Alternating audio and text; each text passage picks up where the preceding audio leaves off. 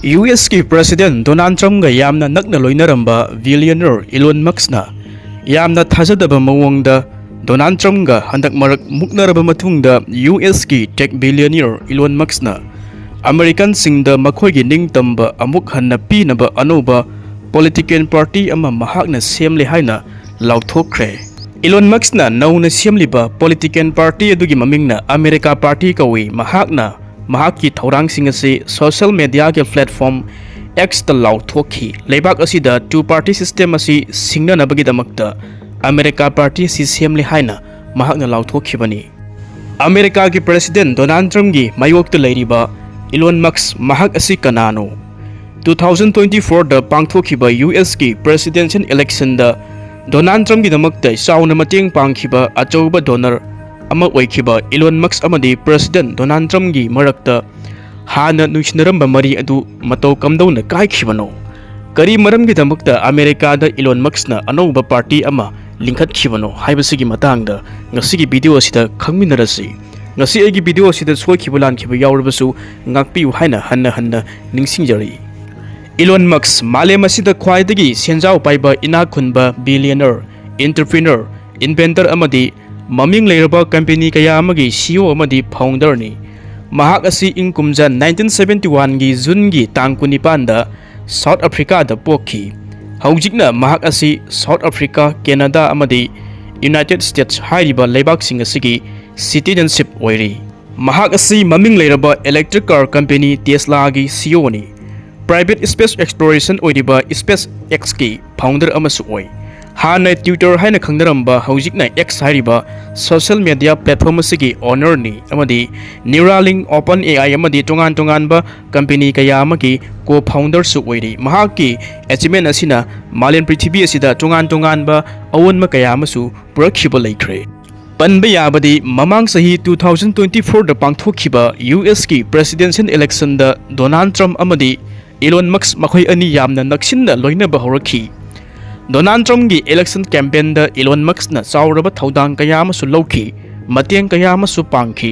Donald Trump की election की campaign मनुंग असिदा इलोन मस्क अमदी डोनाल्ड ट्रम्प मखोय अनिमकना कमन गोल अमा शेयर तौमिनखी तसियंगना ट्रम्प अमदी मस्क मखोय अनी असि तोंगान तोंगानबा स्टाइल ओइबा तारगसु मस्क ना डोनाल्ड ट्रम्प की इलेक्शन कैंपेन दा सपोर्ट तौखी इलोन मस्क ना डोनाल्ड ट्रम्प की इकोनॉमिक अमदी स्पेस पॉलिसी दा साउना प्रमोट तौखी अमदी एडवांस ओइरबा AI की सिस्टम कया अमा सिजिनरगा डिजिटल की प्लेटफॉर्म असिदा साउना अवनबा लाकपा असिदा मतेंग पांगखी अमदी डोनाल्ड ट्रम्प की मंगला नम ओइरिबा महाकी विजन दा टेक ड्राइवन अमेरिका हारिबा डोनाल्ड ट्रम्प की विजन असिदा तोंगान तोंगानबा लेबाक असिगी यंग एंटरप्रेन्योर सिंग असिदा इनकरेज तौबा असिदा इलोन मस्क नसु सपोर्ट तौखिबनी तसियंगना इलोन मस्क दी डोनाल्ड ट्रम्प की इलेक्शन की कैंपेन अदुदा नुंगती की ओइना पब्लिक ता थोक्तुना कैंपेन तौबदी यावखिदे अदुबु महाकना सोशल मीडिया की थ्रू दा इन्फ्लुएंस कयामा पीबा ngamखी फंड रेस कयामा तौखी अमदी महाकी टेक स्ट्रेटजी टीम मदुना डोनाल्ड ट्रम्प की इलेक्शन कैंपेन असिदा अनौबा वोटर कयामाबु पुकनिंग चिंगसिनबसु ngamखी मतौ असुम तौना मसिगी मतुंग असिदा डोनाल्ड ट्रम्प ना इलेक्शन अदुदा चाउना माइ पाकपा ngamखरे महाकना अमेरिका के प्रेसिडेंट ओइख्रे मसिगी मतुंग दा इलोन मस्क अमदी डोनाल्ड ट्रम्प यामना हराउना नुसिना पुनखिबसु लैखी मसिगी मतुंग तारकपदा इलेक्शन दा साउना माइ पाकनबा प्रेसिडेंट ट्रम्प ना इलोन मस्क पु महाकी एडमिनिस्ट्रेशन दा याउनबनी हाइना इनवाइट तौखी मसिगी मतुंग तारकपदा ओइना ट्रम्प की अनिसुबा एडमिनिस्ट्रेशन असिदा इलोन मस्क पु हाई लेवल की रोल लौनबसु हाइखी मसिदगी इलोन मस्क ना डोनाल्ड ट्रम्प की ऑफर अदुबु एक्सेप्ट तौखी मतौ असुम तौना ट्रम्प की एडमिनिस्ट्रेशन असिदा इलोन मस्क ना एडवाइजरी पोजीशन दा special innovation and technology adviser ओइना डोनाल्ड ट्रम्प की एडमिनिस्ट्रेशन दा चाउना मतेंग पांगखी मतौ असुम तौना प्रेसिडेंट ट्रम्प अमदी इलोन मस्क यामना नुंगसिनना नकना लोइनरंबा अदु मतम खरगी मतुंगदा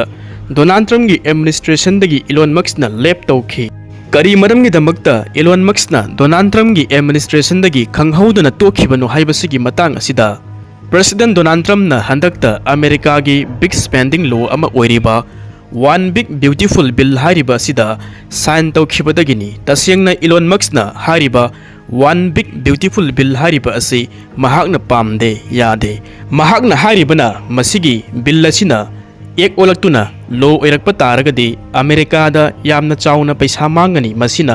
सेंदोनना ख्वांग कोइरकनी हाइना इलोन मस्कना थाजै महाकना मसिगी मतुंग तारकपा असिदा डोनाल्ड ट्रम्पगी मायोक्ता तोंगान-तोंगानबा वाफम कया अमसु फोंदोकपा हौरखिबनी मसिगी मरम असिननी यामना थाजदबा मवोंग अमदा डोनाल्ड ट्रम्पगा काइनरबा मतुंगदा यूएस की टेक बिलियनर इलोन मस्कना अमेरिकन सिंगदा मखोइगी निंगतंबा अमुक हन्ना पीनबा अनोबा political party ama semle haina mahakna lauthokhiba adu mahakna mahaki thorangsinga si mahaki social media platform X ta lauthokibani laibak asida two party system asi singna bangamna bagi damakta anoba party America party asi semle haiki panbiyai mamangda bill asigi matangda Elon Musk amadi Donald Trump makhoi anigi marakta leinariba mari asi mai chalakpadagi Elon Musk na miyam khangna Donald Trump ga खनरप मतमदा party अमा सेमलकप याबगी ओइथोकप लei हाइना ममांगदा फोंदोखिबसु लैखिबनी एलोन मस्कना डोनाल्ड ट्रम्पगी एडमिनिस्ट्रेशन गी डिपार्टमेंट ऑफ गवर्नमेंट इफिशिएंसी असि थादोखिबनी अमसुंग ट्रम्पगा इफोंग फोंगना खनबसु हौरखिबनी यूएस द अनोबा पॉलिटिकल पार्टी अमा लेफम थोकप्रा थोकदब्रा हाइना एक्स की यूजर सिंग अदुदा हंगदुना एलोन मस्कना पोल अमसु एक्स द थागतखिबनी हौखिबा थांगजि निमित्ता महाकी पोस्ट पोल अदुगा मरि लैनाना Elon Musk na sumna ikhibani nakhoina anoba political party ama pamle maramaduna nakhoigi anoba party ama siamgani masigi hiramasida Elon Musk na phongdokhibada US da lairiba Republican amasung Democratic Party animak asi karimata yengshba tawdana sarkar gi kharsa khak tawri senja thumja kayama tawri haina charge tawkhibani लेबाक असी मखा ताना democracy चटपा अमगुमना थबक तौद्रे अदुबु अरेमदा पैसा कया अमा मांगहनबा अमसुंग मसागी खक्तमक खल्लगा अपुनबा political machine अमा ओइना थबक तौरी हाइना अमेरिकादा लैरिबा Republican party अमसुंग democratic party अनि असिबु Elon मस्कना मरान सिखिबनी America असि पार्टी अनि असिना मांगहनबा अमसुंग करप्शन तौबदा पुथरबा लेबाक अमा ओइरबनी मसिदी डेमोक्रेसी नते मसिदी मसक लोटपा पार्टी अमा खक्की मतौनी अमेरिका पार्टी सेमलिबासी मियामगी निंखा तंबा पीनबगी दमक्तनी हाइना मक्सना फोंदोखी अमेरिका द लैरिबा पार्टी अनि रिपब्लिकन बु ओइरबसु नत्रगना डेमोक्रेट बु ओइरबसु डोनाल्ड ट्रम्प गी खोंथांग असिदा सपोर्ट तौबसिंग अदुबु इलोन मस्कना कन्ना यानिंगदबा फोंदोखी डोनाल्ड ट्रम्प न तौरिबा कया असिना अमेरिकन सिंग असिदा खमथियंगना तुंगदा वहलकनी हाइनासु फोंदोखी मसिगी हिरमसिदा हंदकता यूएस प्रेसिडेंट डोनाल्ड ट्रम्प न साइन तौखिबा वन बिग ब्यूटीफुल बिल असिदा करी करी यावरी बिल असि करीनो अमदी इलोन मस्क न हारिबा बिल असिबु करी मरमगिदमक्ता याद्रिबनो अमदी डोनाल्ड ट्रम्प न हारिबा बिल असि असुगी मतिक फजरबा बिल अमनि हाइना सिंथारिबा करीगिनो महाकना साइन तौरिबा असि करी मरमगिनो हाइबसिमु खंगमिनरसि डोनाल्ड ट्रम्प न साइन तौखिबा वन बिग ब्यूटीफुल बिल हारिबा असि अमेरिका गी ओइना तोंगान तोंगानबा पॉलिसी कया अमा यावरबा अमदी बजेट कया अमा यावरबा अचौबा बिल अमनी हारिबा बिल असिना कोनसिलिबा मसिदा मनुंग चल्लिबा सिंग अदुदी यूएस की लेबाक असिगी ओइना मिलिटरी दा बॉर्डर सिक्योरिटी दा अमदी इंफ्रास्ट्रक्चर दा अचौबा नेशनल गी बजेट अमनी मसी लेबाक असिगी ओइनासु बॉर्डर गी लो असिदा हेन्ना सेसिनबगी दमक्ता इमिग्रेशन रिफॉर्म सु यावरी मसिदा तोंगान तोंगानबा पॉलिसी खरा पनबा तारगदी क्लाइमेट प्रोग्राम्स एजुकेशन फंड अमदी टेक रेगुलेशन की ओइबा सोशल पॉलिसी सु यावरी मसिगा इरोइनना लेबाक असिगी ओइना अचौबा कंपनी सिंग अमदी फॉसिल फ्यूल की इंडस्ट्री सिंग असिगी ओइबा टैक्स बेनिफिट्स मसिदा बिजनेस सपोर्ट की मतंगदसु मयक सिंगना पल्ली मसिगा इरोइनना इरोइरोइबदा लेबाक असिदा लैरिबा सोशल मीडिया अमदी एआई की प्लेटफॉर्म असिदा तौगदबा तौरोइदबा सिंग असिगी ओइबा मीडिया एंड एआई की रूल कया अमसु सेमली मसी करी मरमगिदमक्ता यूएस प्रेसिडेंट डोनाल्ड ट्रम्प हौदोखिबनु हाइबा तारगदी लेबाक पुंबा सिदा चटनगदौरिबा तोंगान तोंगानबा पॉलिसी सिंग अमदी नेशनल फंड स्कीम असिबु मल्टीपल लो ओइना यामना थुना इकोम कोमना वन शॉटता पास तौबा ngamnabagidamaktani masina lebak asigi oiba border da economy da amadi conservative value sing asida focus tawduna lebak asigi strength amadi control asi utli hariba sing asigi maram sing asina ni US President Donald Trump na hariba bill asibu America gi oina kwaidagi phajaraba strong oiraba smart oiraba secure oiraba bill amani haina singthaki bill asigi matingdagi lebak asigi oiba power da control da amadi fast governance da masina mayak sengna symbol oiragani hainasu phongdokkhibani masigi bill asigi matangda America da lairiba leibak miyam gi oiba reaction da masigi bill asi leibak asigi oiba ngamkhaida business benefits da amadi law enforcement gi oina sauna mateng panglagani maram asina hairiba bill asi asugi matik phajaraba kanaraba bill amani haina singthaki adubu bill asibu pamdaba opponent singna haikibagi matunginadi masigi bill asina climate change bu ignore tawrakpa amadi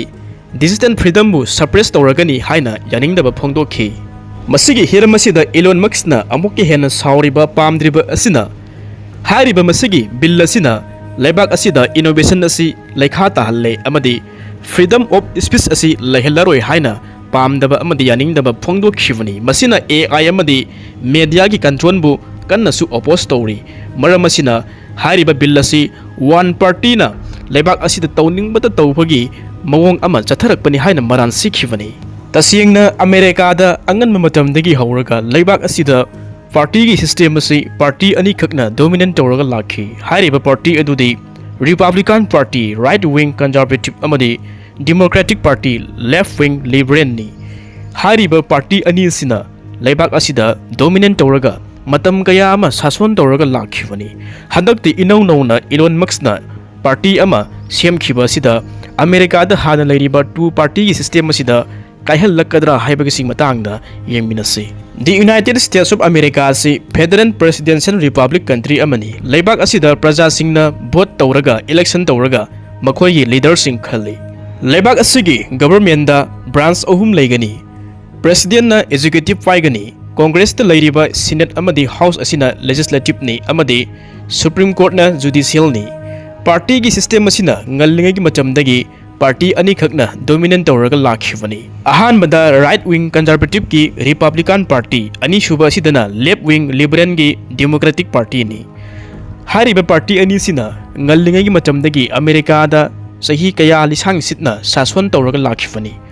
hauji Donald Trump na president oiriba ase Republican Party dagini panba yai democracy satpa tungan ba prithvi gi leibak kaya amada party gi system da multi party da tungan ba party kaya am lei India da su political party lising ani gi mathakta lei adubu democracy satliba leibak USA da di multi party gi system oiba taraga su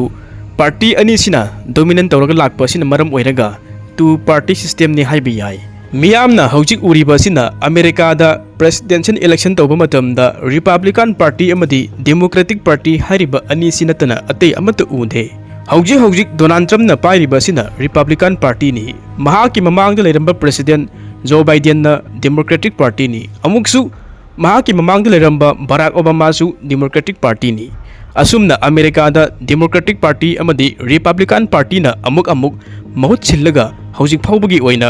government pairaga lakhibani tasiyengna hojik hangningliba wahang adudi America da Republican Party amadi Democratic Party hariba ani si natana atopa leitabra haiba sigi matangdani masi tasiyengna America ge politics da political party asi aikhoina ani thokna yengba yai ahanbada major political parties haidana masida Republican Party amadi Democratic Party ani asina maru oiba America da major political party ama oina lakni aduga Republican Party amasung Democratic Party nataba atopa minor party natragana third party khara laigri maming oina panba taragadi Libertarian Party, Green Party, Constitution Party amadi Reform Party hariba political party sing asini makoi sing asidi kari maramgi damakta minor party natragana third party kauribanu haiba taragadi makoi sing asina America gi politics ta national gi thakta makoina saruk yaba ngamde maram asina hariba third party natragana minor party sing asina America gi presidential election da makoina saruk yaba ngamde makoi gi mihut president oina thagatpa ngamde maram asina main dominant party oiriba ani Republican Party amadi Democratic Party asina America sida major party oina maru oiba thodang lawraga laklibani nakal amarom da amuk America gi politics asida hojik phawbogi oina party singa sigi mathakta inaw na Elon Musk na party ama nauna semkhiba asiga mari leinana hojik phawbogi oina official oibadi natriba unofficial da party haiba taragadi Elon Musk na handakta semkhiba America party aduga Andrew Yang na lingkhatkhiba Forward Party hariba ani asina hojiki oina emerging natragana unofficial party oina adumak leiri mataw asum tawna America gi political system da two party system haina hainariba sigi maram asina Democratic Party amasung Republican Party ani sinatana national gi thakta mikhal asi thingnaba ngamde matang swaisida aikhoina yengba yaba asina Elon Musk na handakta inau nauna semkiba America Party hariba asina America da hojik Republican Party amasung Democratic Party haidana party ani sina dominant tawraga chatliba asida hariba mahaki anauba